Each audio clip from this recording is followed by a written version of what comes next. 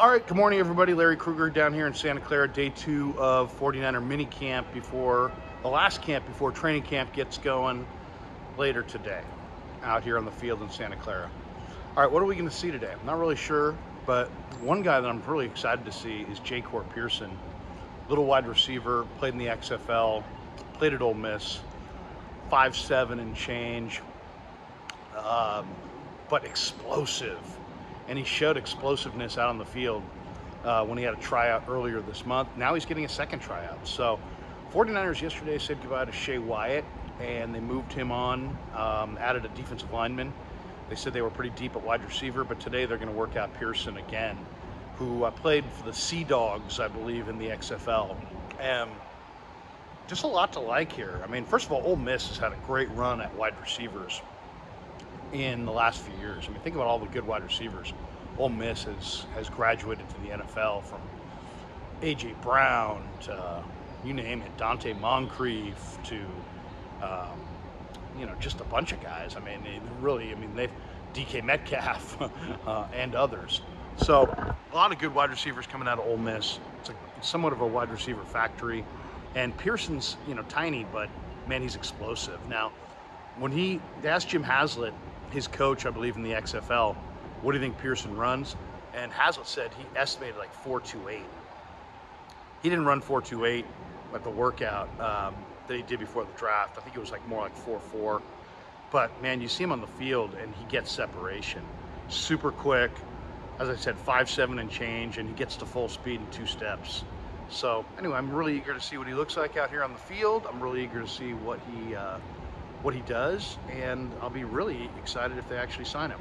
So look for that later today. I'm eager to see if he's, what he looks like on the field in this workout, and is he a guy that can make this camp roster? I mean, making the camp roster doesn't guarantee you anything, but there's a lot to like about this little player. I mean, he's got great moves, very shifty, really good hands, run after the catch ability for days. A couple of the highlights that I was watching about a month ago when I was studying him was just, he's catching a 5-yard, little 5-yard pass in the flat. He's making one guy miss, and he's taking it 50 yards down the field. So explosive. And the NFL, as time goes on, is less and less about driving the football, and it's more and more about big play ability. And size means a lot, but doesn't mean everything. So I'm excited to see what Pearson looks like out there. In the rookie minicamp, he got, big time separation down the left sideline for a pass play where he was probably 5 yards beyond the coverage. That's field speed. That's, you can, whatever you run for the stopwatch is whatever you run for the stopwatch. But I thought it was interesting that Haslett, who's a veteran football coach, said 4.28. That's a lofty estimate, but that's a guy who's seen a lot of players. So think about this: if Jim Haslett's saying the guy runs 4.28, he probably is a burner. And maybe that 4.42, I think that he was clocked at, that might be a little on the slow side for what he actually is. So, he didn't run 4.28. He doesn't play to 4.42. He's probably more like a 4.3 guy, but you know what? Separation is key in the NFL at wide receiver. The Niners, if you look at their wide receiver core right now, what do they have? They've got Debo, powerhouse back, and powerhouse wide back, right? Catches all the stuff within 5 yards of the line of scrimmage and will run you over. Then you got Brandon Ayuk, and Ayuk's a big physical guy too. And he's going to make catches within 5-10 yards of the line of scrimmage. He can even make the intermediate catch and occasionally down the field. Then you look at Juwan Jennings. Jennings is almost like a glorified tight end. He's so big, so physical, so tough. He'll run the 10-yard out, the 12-yard out, and catching a crowd. He's a possession guy who's a chain mover. So there's a lot to like about Juwan. So, but you're talking about bigger guys. Then you got Danny Gray. Now, Gray's your vertical threat. You got Ray who can really run. But if you look at some of the depth, Tay Martin, who I really like, more of a possession guy. Willie Snead, the veteran, who I really like, more of a possession guy. Ronnie Bell, who they just drafted out of Michigan. very much a possession guy. Maybe has a little bit more speed than an average possession NFL receiver, but he's not a burner either. He's 4.55 or 4.54, something like that, and he's fast enough to make plays, but he's not a vertical threat. He's a chain mover.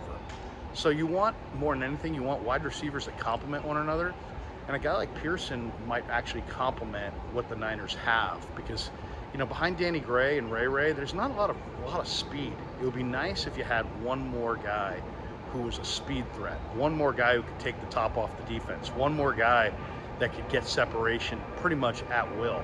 And I think that's what you got in Jahcour. So interesting. I'm rooting for the kid. Definitely an underdog story.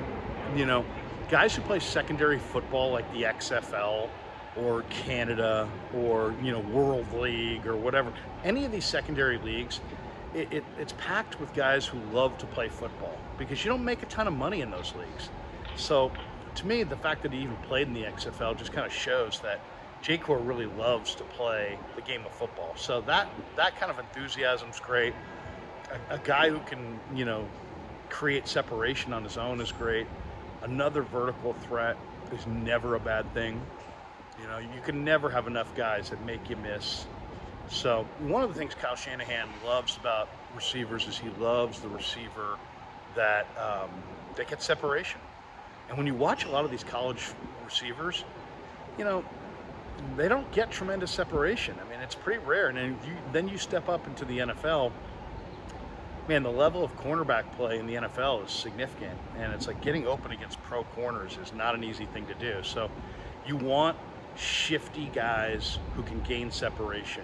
And, Jahcour Pearson definitely fits that mold. He is shifty and he can get separation. So eager to see what he looks like today. Eager to see if he can, turn this second tryout into a training camp spot. There's 90 guys on the roster. And, we asked Kyle Shanahan yesterday, hey, what is, what's today about? What's tomorrow about? What's this mini camp about? And it's all about perfecting who's going to be on their 90-man come July. You want to make sure you go to camp with 90 guys that you feel good about. And, 90 guys that hopefully, in theory, are not camp bodies, but guys that actually have a realistic chance to make the roster. In an ideal personnel world, every single guy that shows up at training camp that you give a uniform to can make your team. So, if, Shea Wyatt, who they cut yesterday, I never saw that separation. And when you watch him on his college film, you just didn't see the separation. There wasn't great size. There wasn't great route running ability. There were some decent things to like. He had some decent production. But there wasn't that ability to separate.